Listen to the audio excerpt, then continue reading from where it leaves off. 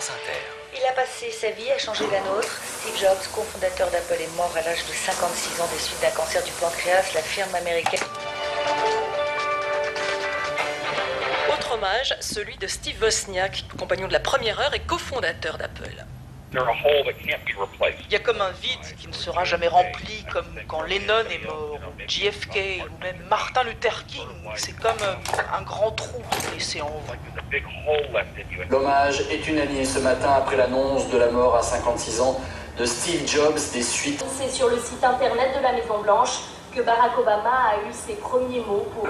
Es ist ein trauriger Tag für die Menschen von Palo Alto. США на 57-м году жизни скончался Стив Джобс. 前 CEO 最高経営責任者スティーブ・ジョブズさんが5日死去しました。 Pour moi, Steve Jobs était un prophète.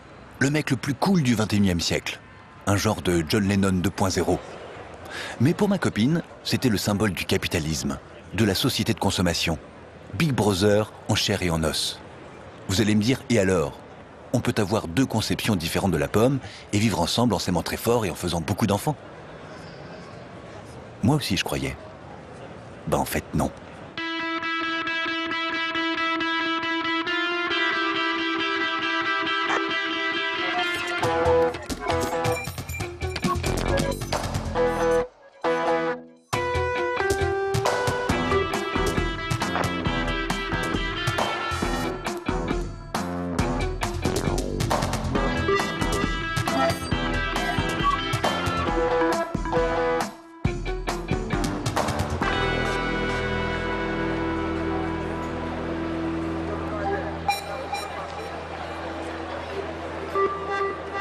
Ce matin-là, je ne tenais plus en place.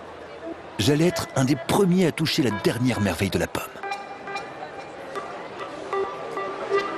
J'avais passé la nuit à faire les 100 pas. Je ne voulais pas me faire piquer ma place dans la file. Mais il n'y avait que ça qui comptait. J'allais la voir.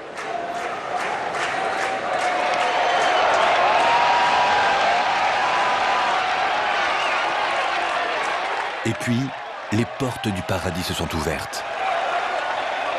Et là, l'extase, le grand frisson. À un léger détail près, parce que ce jour-là, il se trouve que c'était aussi l'anniversaire de ma copine. Et évidemment, je l'avais oublié. Le genre de bourde qui ne pardonne pas.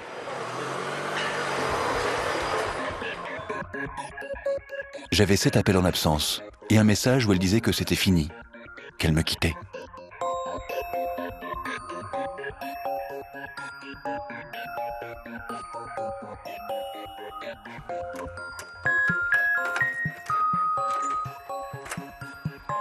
Un message qui disait en gros que j'étais plus amoureux de la pomme que d'elle, que je dilapidais toutes mes thunes sur iTunes, en appli, en jeu, en film, en musique, et que je n'avais même plus de quoi changer de chaussettes.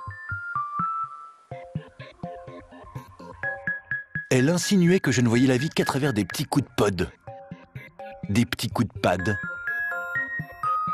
des petits coups de Mac, et que j'avais fini par les manger, les pommes.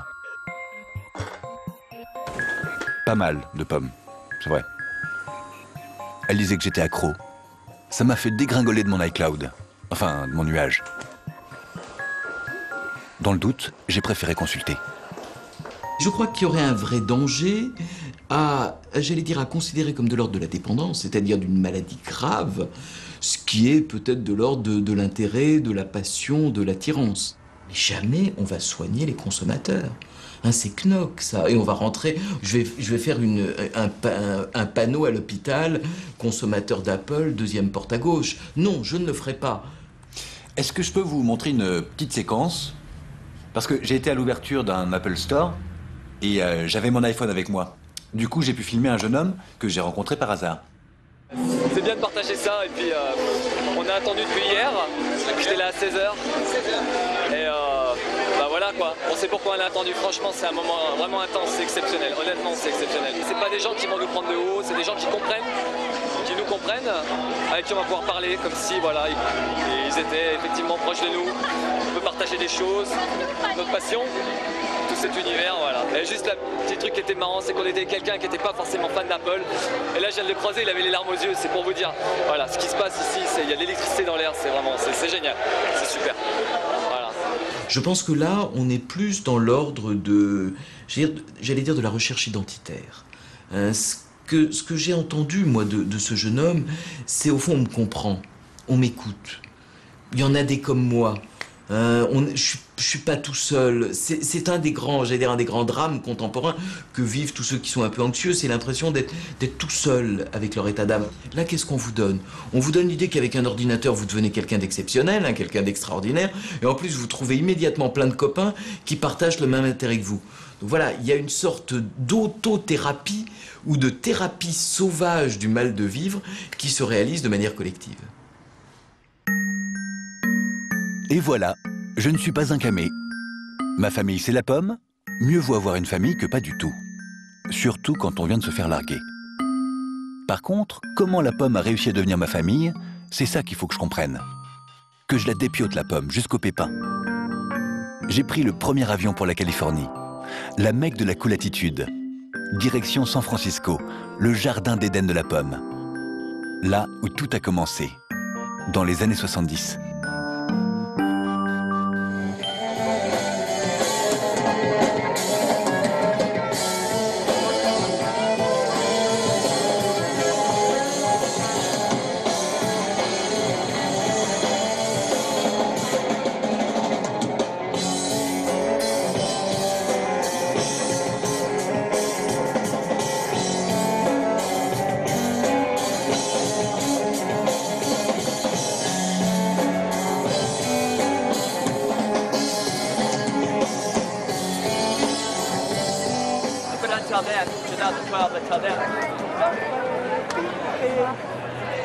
Franchement, vous trouvez vraiment que ça ressemble au QG du capitalisme?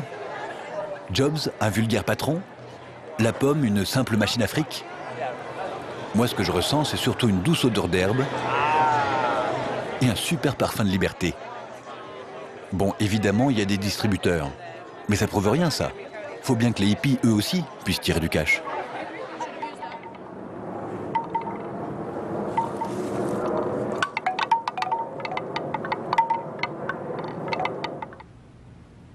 Là, par contre, ça m'étonne.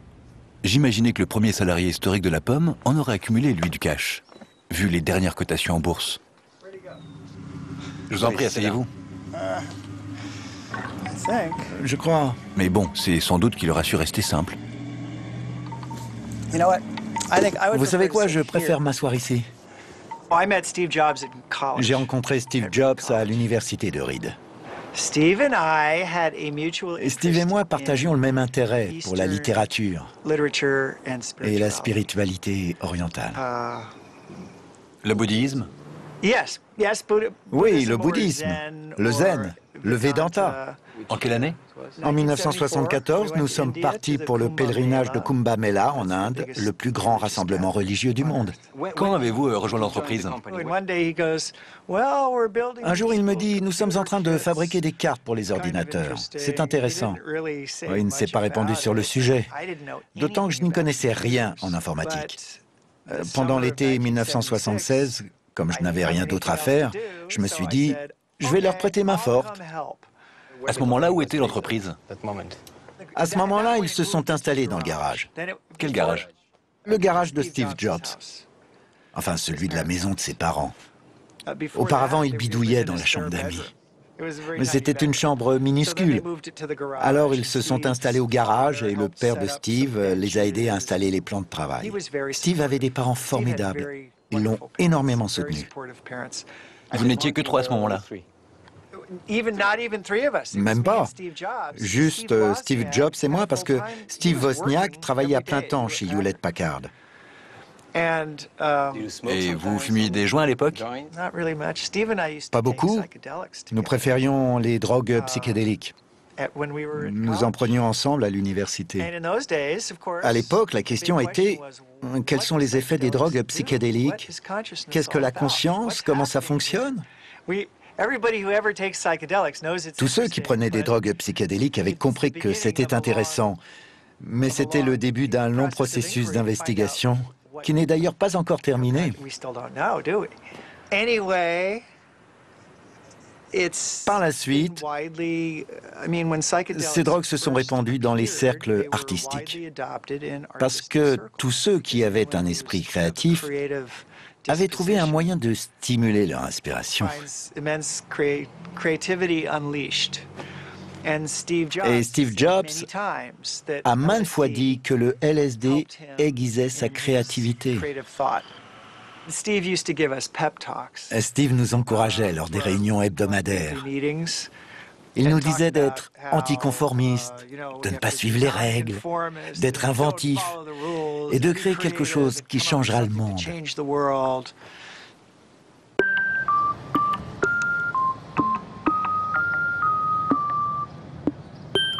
Changer le monde. Ça me touche, ces jeunes qui rêvaient d'un autre système. Un système meilleur, différent.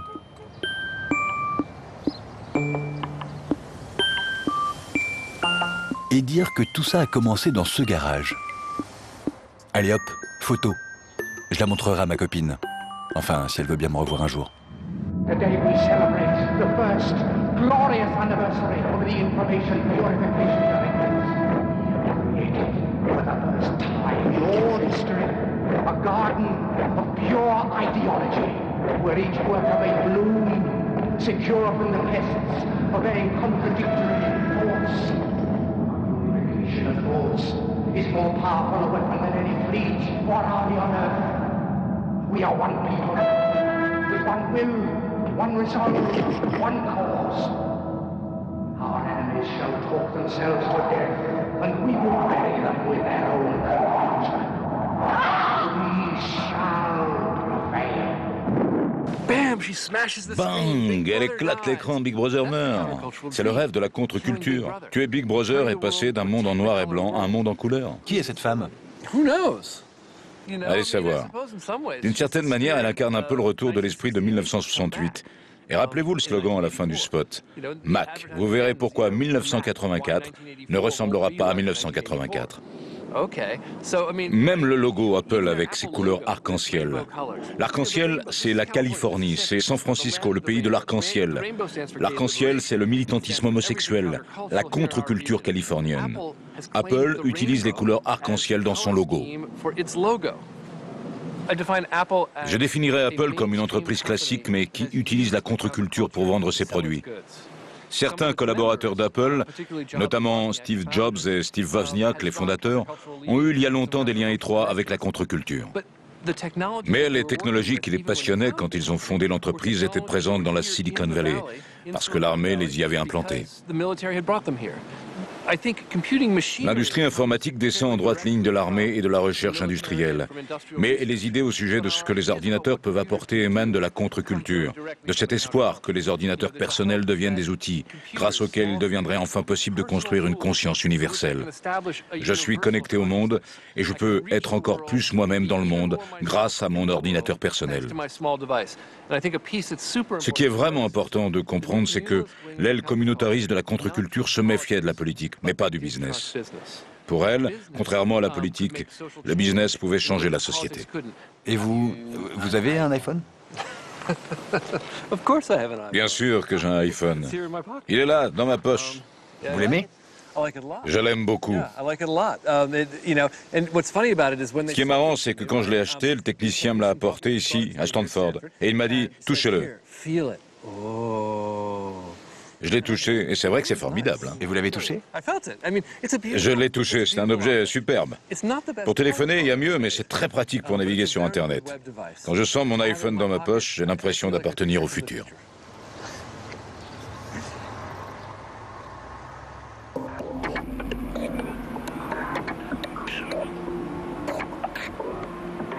Donc, les anciens hippies se seraient fait des pommes en or en surfant sur la contre-culture. Mais attention, moi je n'ai jamais dit que le business était totalement étranger à l'affaire. Ils n'allaient tout de même pas distribuer leurs produits gratuitement. De toute façon, une entreprise qui récupère la contre-culture, c'est quand même plus révolutionnaire qu'une entreprise qui la combat. Non ? Tu te souviens de ce que c'est la contre-culture? C'est une réaction qui a émergé contre l'idée qu'on se faisait du fonctionnement de la culture. Beaucoup de recherches ont été menées sur les années 1950 et 1960.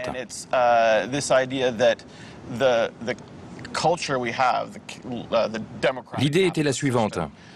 Les systèmes démocratiques capitalistes tendent à favoriser l'homogénéité dans les goûts, dans la pensée, dans le travail, dans tout. La société fonctionne comme une grosse machine. Or, nous sommes des individus distincts, avec des goûts différents, des aspirations différentes. Alors comment unifier tout cela pour produire à grande échelle? En insufflant la conformité à travers la culture. C'est la culture qui génère la conformité des goûts et des idées. Alors, la contre-culture s'est érigée contre ça. Elle voulait bousculer le système, saper le capitalisme par une forme de rébellion culturelle. La société exige des cheveux courts, laissons-les pousser. Elle exige que nous portions des costumes, sautons dans un jean. Ainsi s'est répandue la contre-culture. Le capitalisme ne demande pas du tout une consommation homogène. Donc se rebeller contre le capitalisme, en essayant d'acheter quelque chose de différent ou en adoptant un look différent, n'a jamais mis le système en péril. Au contraire, ça le fait tourner. C'est ce à quoi la rébellion de la contre-culture aboutit. Elle a généré une multitude de modes de vie. Elle a donc multiplié les opportunités de vendre des produits aux gens en fonction de leur mode de vie. La raison pour laquelle les gens achètent tant, cherchent à gagner toujours plus d'argent, sans pour autant être satisfaits, c'est qu'ils cherchent au fond à asseoir leur position. Ils veulent acquérir quelque chose de mieux que ce qu'a le voisin. Si l'on admet que le consumérisme est une concurrence entre consommateurs, alors on mesure à quel point la contre-culture et sa quête du cool ont pu doper le consumérisme. Qu'est-ce qui est cool et comment ça fonctionne la cool attitude? On est cool quand on n'est pas comme les autres. On porte des vêtements très différents, on n'écoute pas du tout la même musique, on n'est pas coiffé pareil.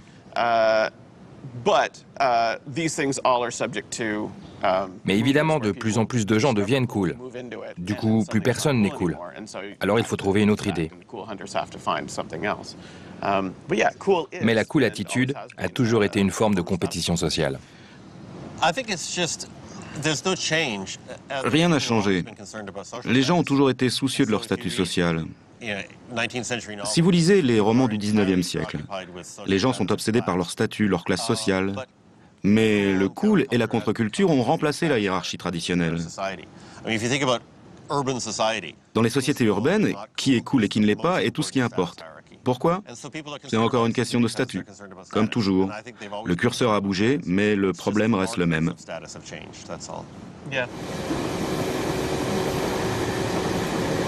Je vois. Être cool, c'est être différent. Tiens, ça me rappelle quelque chose, ça. Here's to the crazy ones. The misfits. The rebels. The troublemakers. The round pegs in the square holes. The ones who see things differently.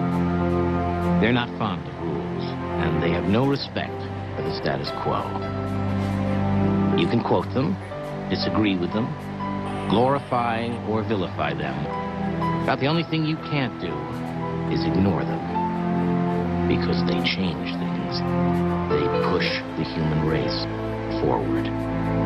And while some may see them as the crazy ones, we see genius. Because the people who are crazy enough to think they can change the world are the ones who do.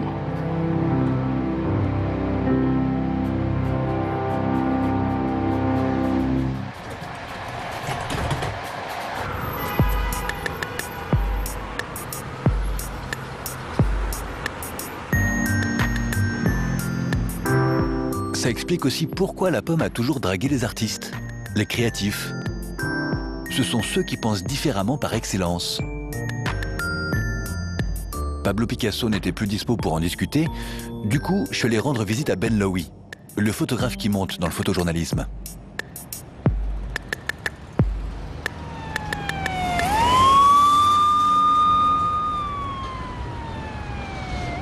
Salut, comment ça va? Hey, salut. Ça, c'est Matteo. Matteo. Salut, Matteo. Hey, Matteo, dis bonjour. Ah, et ça, c'est Spud. Rentrez. Merci. Spud, stop. Come on. Oh.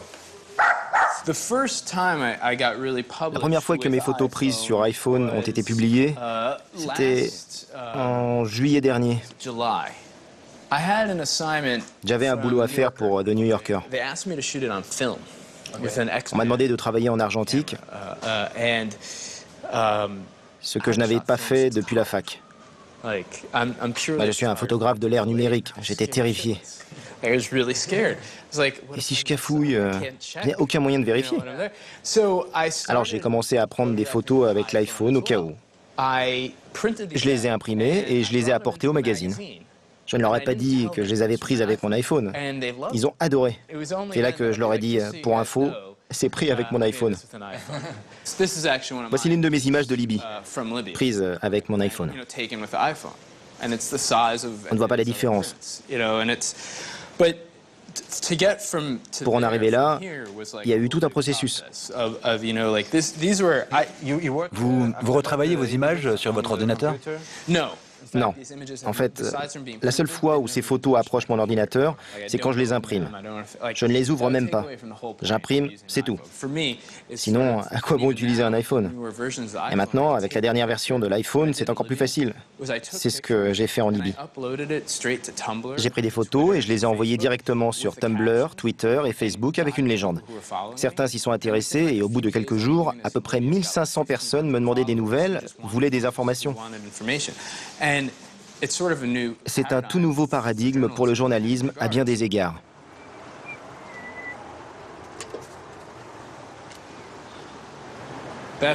Ça vaut une photo. Cet ours là dans la rue. Qu'est-ce que c'est? Je ne sais pas, mais c'est bizarre. Ben est un artiste. Il prend des photos avec son iPhone. C'est pas mal. J'ai un iPhone, donc moi aussi je suis un artiste. Logique. Aujourd'hui, un clic et on est réalisateur. Un coup de souris et on est peintre. Un coup de pod et nous voilà une rockstar. Si ma copine avait su, elle m'aurait peut-être pas quitté. J'avais justement entendu parler de soirées à Francfort où tout le monde pouvait devenir DJ.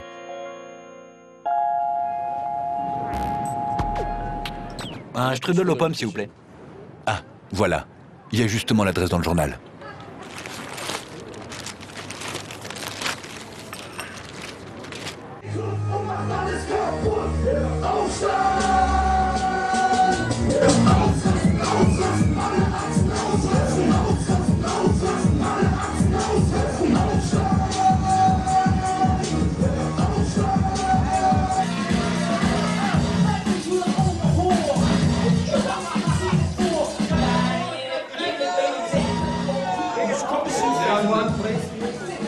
Et pourquoi vous êtes habillé comme ça?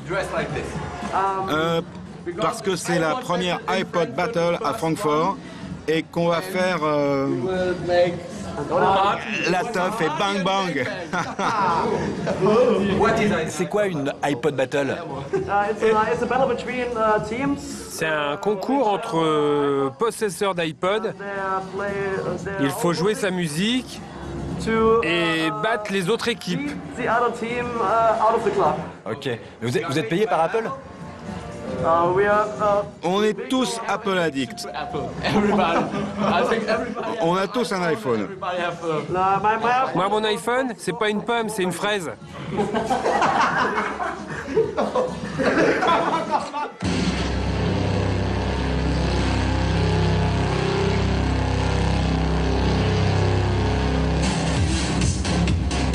C'est ça, la pomme l'a compris avant tout le monde. Fini les pompiers, les infirmières, les vétérinaires et les cosmonautes. Tout le monde, et moi le premier bien sûr, on rêve d'être DJ, musicien, graphiste ou réalisateur. Bref, des créatifs, des types cool quoi. Je ne leur ressemble pas à ces jeunes, et pourtant j'ai le sentiment qu'on est tous pareils. Moi aussi je veux monter sur scène, avoir mon quart d'heure de gloire, comme dirait l'autre. Et puis tant pis si on n'est pas des vrais artistes. Au moins, on a le sentiment d'en être. Allez, je retourne danser.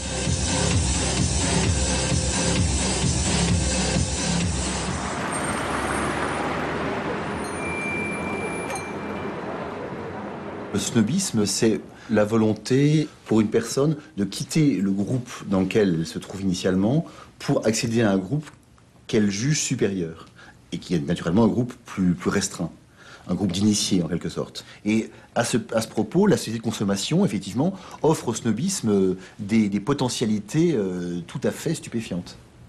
Il y a toujours eu des gens pour fournir aux snobs le moyen d'être snob, en fait. C'est ça, pour satisfaire son désir. Pour satisfaire son désir, pour combler ses rêves, ses fantasmes. Et c'est très important. Le snob, il est vraiment fondamentalement dans le fantasme, fondamentalement dans le rêve d'une supériorité qui bien souvent n'existe pas en réalité. Et le petit malin, là-dedans, c'est celui qui va lui donner les moyens de le satisfaire. Ça me fait penser à une petite anecdote, si vous voulez. Ian Fleming, l'auteur de James Bond, quand il a terminé son premier bouquin, donc Casino Royale, le premier truc qu'il a fait, c'est d'acheter une machine à écrire plaquée or. Je pense qu'il y a beaucoup d'acheteurs d'Apple qui font un peu ça, si vous voulez. Dès qu'ils ont un petit peu d'argent, effectivement, ils vont s'acheter un ordinateur qui va plaquer or, mais qui est labellisé Apple, comme d'autres vont effectivement acheter un sac Hermès ou un foulard de la même marque ou une voiture ou je ne sais quoi. Je peux le voir?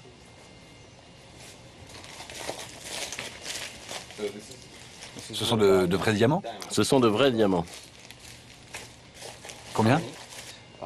Je ne sais pas combien il y a de carats. Nous fabriquons le téléphone et c'est un joaillier qui sertit les pierres sur le téléphone. D'accord. Nous travaillons toujours sur commande. Nous avons tout le nécessaire en stock. Par exemple de l'or. C'est vraiment de l'or? C'est de l'or. Oui, c'est plaqué or. Celle-ci est en platine. On peut aussi faire de l'or incrusté de diamants. Tout dépend de ce que veut le client. Nous faisons ce qu'il demande.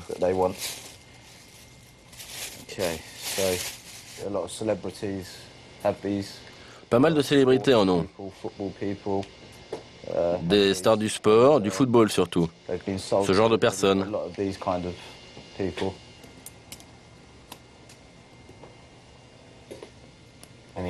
Et vous avez de plus en plus de clients?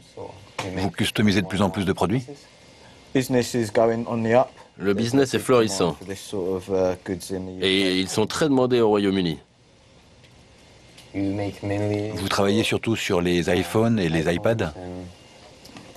En ce moment, oui, iPad et iPhone. Et le Macintosh?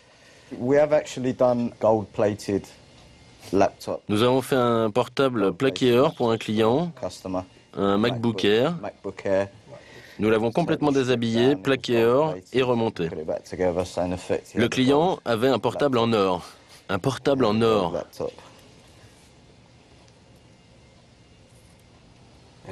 Et maintenant, il coûte combien? Celui-ci avec les diamants doit coûter autour de 15 000 livres.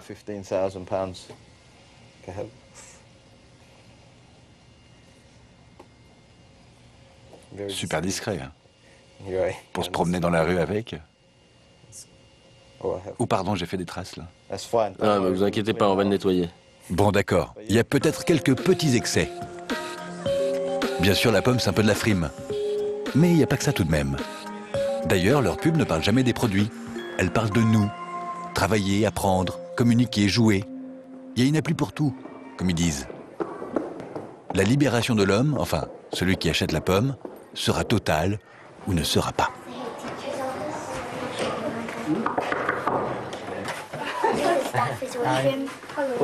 Bonjour. Bonjour. On est en train de faire une leçon de français. Ah, c'est pas vrai.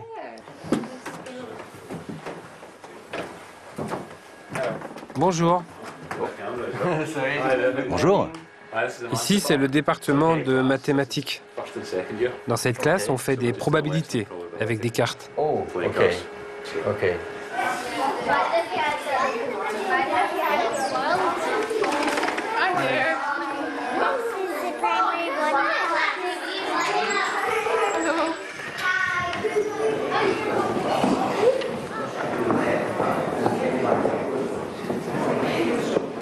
Maintenant, prenez vos iPads, on va faire des maths. Vous laissez ça, on finira plus tard. Allons-y. Ça, c'est pour apprendre les tables de multiplication. Ça ressemble à un jeu de bingo. Et tu préfères quoi, les maths sur le livre ou sur l'iPad? Sur l'iPad, c'est plus amusant, c'est comme un jeu.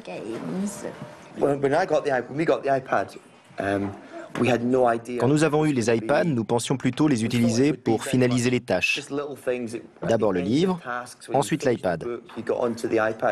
Nous le considérions plutôt comme quelque chose de ludique.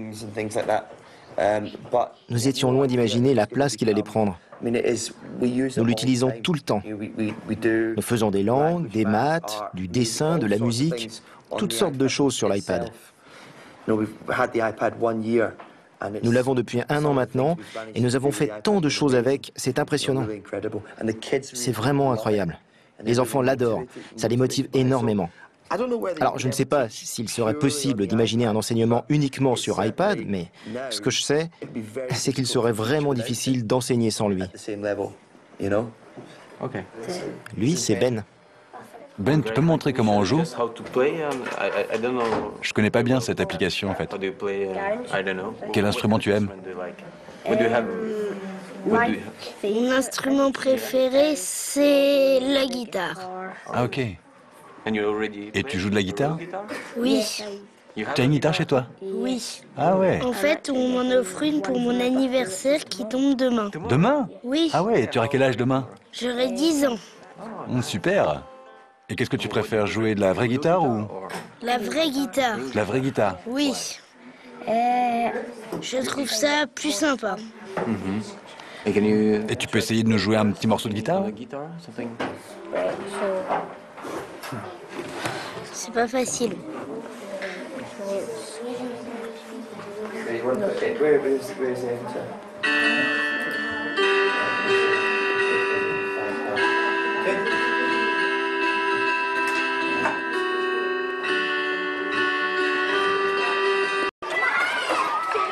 Là, je suis un peu perdu.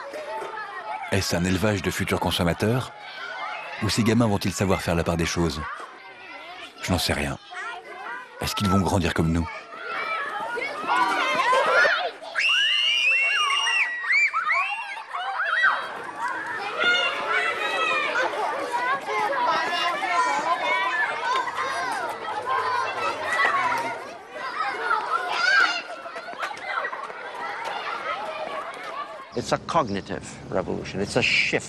C'est une révolution cognitive, un changement radical.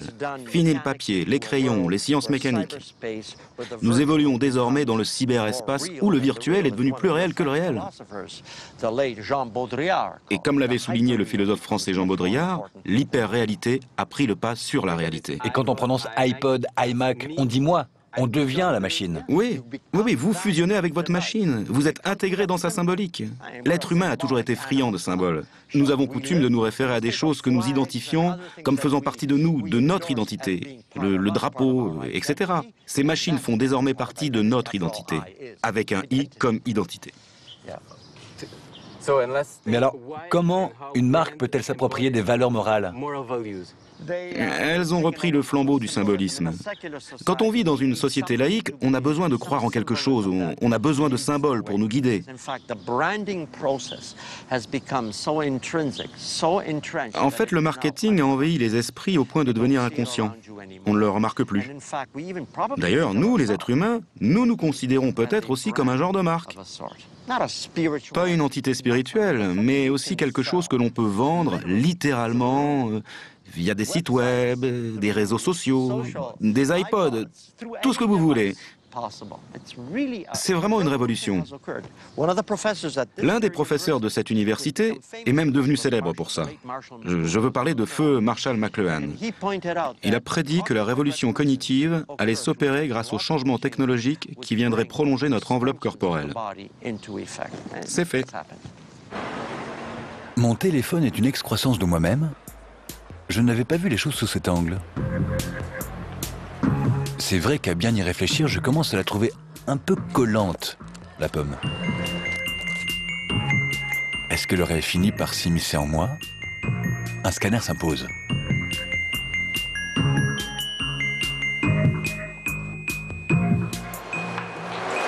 vous allez vous allonger ici, vous mettez votre tête dans la t-shirt s'il vous plaît.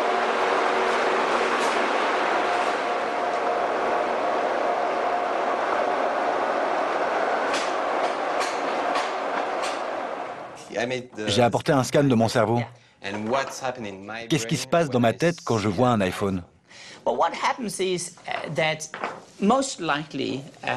Je pense que vous avez une relation privilégiée avec votre iPhone. Nous avons mené une récente étude. Elle a révélé une activité accrue à 2 endroits chez les gens amoureux des iPhones. Vous entendez ce que j'ai dit? Amoureux. L'étude a révélé que l'utilisation de l'iPhone activait la même région du cerveau que lorsqu'on est amoureux de quelqu'un. Et c'est sans doute ce qui explique cette addiction au téléphone. On observe aussi une activité au niveau des amygdales. Les amygdales sont vraiment une zone qui reflète la peur. Si vous avez peur d'être seul, peur d'être violé ou volé, cette zone sera activée. Et avec votre iPhone, cette zone sera activée aussi. Parce que vous avez peur d'être coupé du monde. Ce que l'on constate aujourd'hui, c'est que l'iPhone a réussi à aller plus loin que la plupart des téléphones mobiles. Parce qu'il ne véhicule pas seulement le facteur peur, il véhicule en plus le facteur amour. C'est pourquoi Apple se porte si bien en ce moment. Parce qu'il est impossible pour un concurrent de s'aligner. Comment lutter contre l'amour? Aujourd'hui, la marque a dépassé le produit en générant une émotion particulière. J'appelle ça une religion. Et j'étudie le phénomène depuis 7 ans. Depuis notre première étude sur les consommateurs amoureux d'une marque. Peu de consommateurs et peu de marques entrent dans cette catégorie assimilable à une religion. Harley Davidson, Hello Kitty, Apple. Apple a même réussi le prodige de devenir à la fois un culte et une religion de masse. Moins les religions font d'adeptes dans le monde, plus on vénère Apple. Les gens ont besoin de croire en quelque chose. Comme les églises ne suscitent plus l'engouement, elles sont remplacées par les marques. Et c'est important pour une marque d'être une marque religieuse? Bien sûr. Déjà, pour marquer sa différence, c'est très important. Ensuite, ça influe sur le budget qu'un consommateur est prêt à consacrer au produit. Si les gens ne considèrent plus un appareil comme quelque chose de simplement utilitaire, s'ils commencent à éprouver une émotion avec, alors le prix n'entre plus en ligne de compte. C'est comme si je vous demandais d'évaluer le prix de votre compagne. Si je vous dis « elle coûte combien ?», vous allez me répondre « mais Martine, comment osez-vous me poser une question pareille ?» Bon, alors je tente le coup avec votre iPhone. Je veux acheter votre iPhone tel qu'il est, avec vos données, toutes vos applications, tous vos contacts. Combien? Je préfère vous donner ma copine. Pourvu qu'elle n'entende jamais ça. Mais c'est exactement ce qui arrive. On ne peut plus s'en passer. C'est pourquoi nous avons constaté en scannant votre cerveau qu'il s'agissait d'une histoire d'amour. Comment y mettre un prix? Impossible. Ce que m'a dit Lindstrom m'a angoissé. J'ai réécouté le message de ma copine. Elle avait raison depuis le début. Je suis amoureux d'un téléphone. Ça explique ce petit frisson que j'ai à chaque fois qu'il vibre dans ma poche. Le plaisir que j'ai à le caresser. Finalement, j'aurais peut-être dû le faire plus tôt ce voyage. Quand on aime, on perd un peu son sens critique. Mais au moins, je crois que j'ai évité le pire. Non, enfin, moi comme je te l'avais dit, c'est sur le coude ici. Ok. Au-dessus du coude, enfin, moi ici, sur le coude, ouais. Voilà, plutôt. Et hier, c'était en bas, mais on peut. Ouais, comme c'est dur. Toi, tu veux. C'est toi qui dis. Oh non, pas ce taille. De ce taille-là, quand même. Mais non, tu vois une tache là. Tu vois un grain de beauté qui a été éclaté.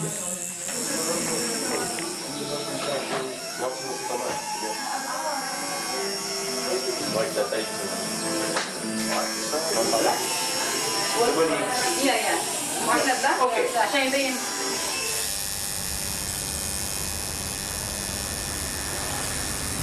Le tatouage, c'est une sorte d'affirmation de ouais, je suis dans le clan Apple, quoi.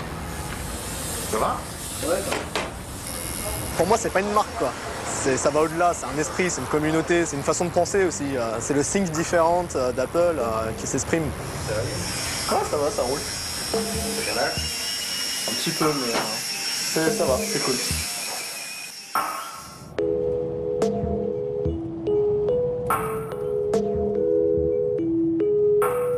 La pomme a bien failli avoir ma peau. Il fallait que je souffle, que je me mette au vert, que je trouve un lieu sain où les marques sont interdites, la technologie prohibée. Un lieu dans lequel je puisse méditer en paix, me laver spirituellement. Une retraite pour réfléchir à la vie. Et surtout, à la façon dont je pourrais reconquérir celle que j'aime vraiment. Et qui est tout sauf la reine des pommes.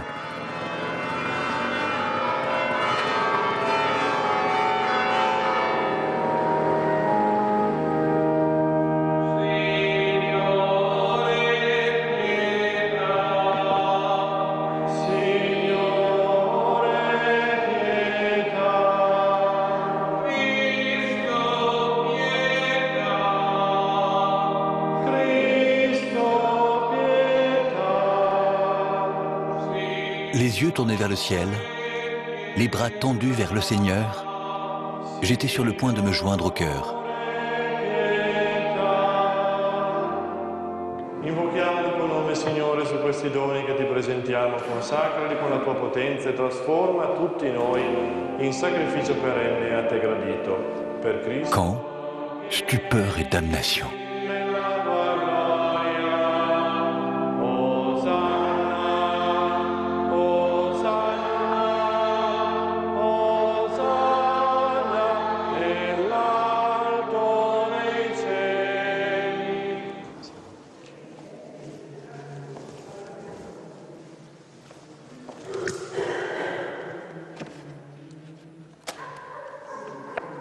Je le récupère. Il est précieux. Et ça fait longtemps que vous avez l'iPad? En fait, j'ai acheté l'iPad 2 le jour de sa sortie et j'ai fait pareil avant pour l'iPad. Je suis... Enfin, dans ce lieu sacré... Je peux le confesser, je suis infidèle d'Apple et de sa technologie. Et qu'est-ce que vous pensez de la comparaison qu'on fait entre Apple et des religions?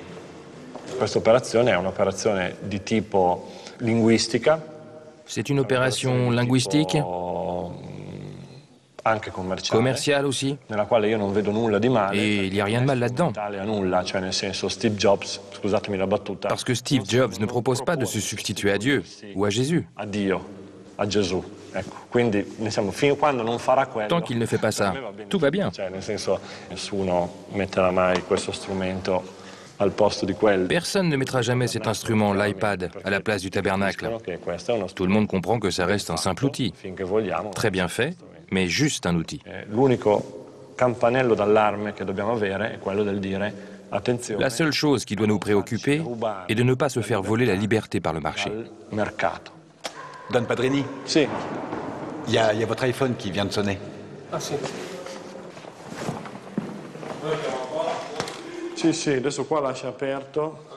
Croyant ou non croyant, jeune ou vieux, barbu ou à moustache, Stones ou Beatles. Nous voici donc tous égaux face à l'envie de croquer la pomme. Ma musique, mes infos, mon boulot, toute ma vie dans une pomme.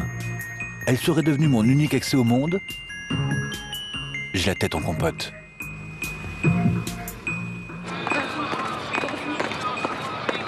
J'ai besoin d'un regard aiguisé, celui d'un défenseur de la liberté d'expression, comme Tim Wu, un conseiller d'Obama.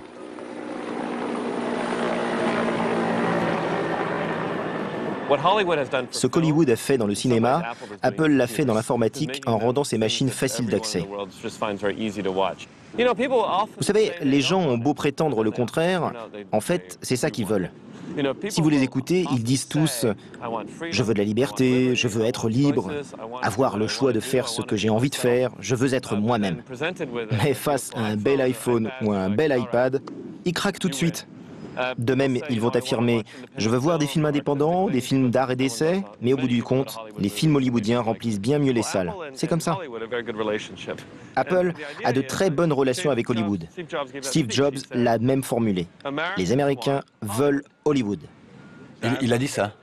Oui, il a dit que c'était ce que voulaient les Américains. Il parlait d'Apple TV. Il a dit « Nous avons étudié le comportement des Américains, ils veulent des contenus hollywoodiens. Ils ne veulent pas de boulot d'amateur, ils n'aiment pas YouTube, ils n'aiment pas le désordre d'Internet. Ils veulent qu'un tri s'opère et qu'on ne leur propose que ce qui leur convient. En d'autres termes, une recentralisation de la culture. En fait, le concept de liberté est toujours en balance avec la place donnée à la facilité et au confort. Tout le paradoxe est là. Un paradoxe inhérent à la nature humaine. C'est comme le paradoxe du dictateur. Quelle est la meilleure forme de gouvernement? Aujourd'hui, on dit souvent que c'est la démocratie, mais regardez le chaos qui nous entoure. C'est le résultat d'un système trop souple. D'après Platon, la meilleure forme de gouvernement serait une dictature, mais avec un dictateur bien intentionné. Steve Jobs a compris ça. Le secret de l'efficacité, c'est un dictateur éclairé. Mais je trouve qu'il est important de savoir ce que cela veut dire d'être libre et de prendre conscience des entraves éventuelles, même si elles sont discrètes. Quand vous êtes en prison, vous êtes privé de liberté, c'est clair. Mais il existe des formes plus subtiles de coercition. La prise de contrôle sur l'univers culturel, la technologie envahissante. De tout cela, il faut être bien conscient.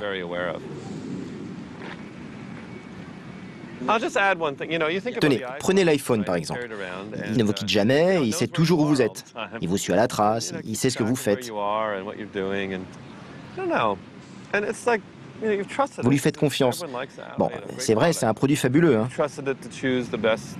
Mais il faut bien savoir où vous mettez les pieds.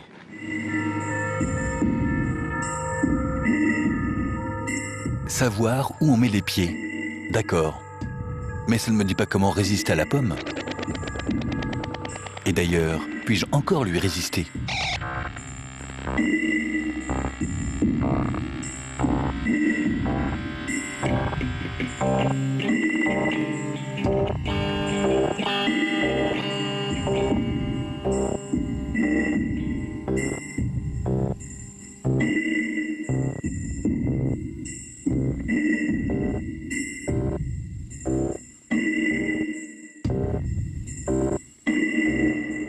Et il n'y avait pas d'autre moyen de protester contre Apple et contre tous ces appareils ? Je suis sûr qu'il y a d'autres moyens. On peut désosser et montrer l'intérieur. Mais ça pourrait ressembler à de l'espionnage industriel.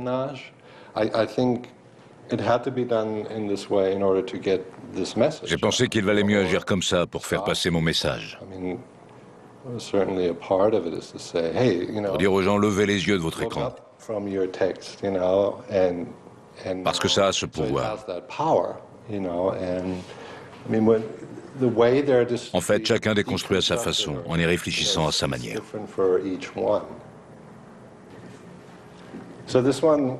Ça, c'était un iPad. Nous l'avons eu le samedi quand il est sorti, et nous l'avons apporté au studio le lundi. Tout de suite, j'ai su que j'avais envie de le brûler. Et qu'est-ce que ça veut dire de brûler un iPad ? Je n'ai pas les réponses. Mon but serait plutôt de soulever des questions. Carboniser mon jouet ? Franchement, ça me coûterait. En même temps, ça pourrait montrer à ma copine que je m'en suis sorti et que je suis prêt pour un nouveau départ. La pomme a rejoint la cohorte des objets du quotidien, tout simplement. Aujourd'hui, je me sens capable d'être moi-même, de penser par moi-même, de vivre libre. Et surtout, je suis capable d'aimer une femme plutôt qu'une pomme. Même si c'est une belle pomme. Alors maintenant, ça va. Ma copine est revenue, mais je fais gaffe. Je fais un régime.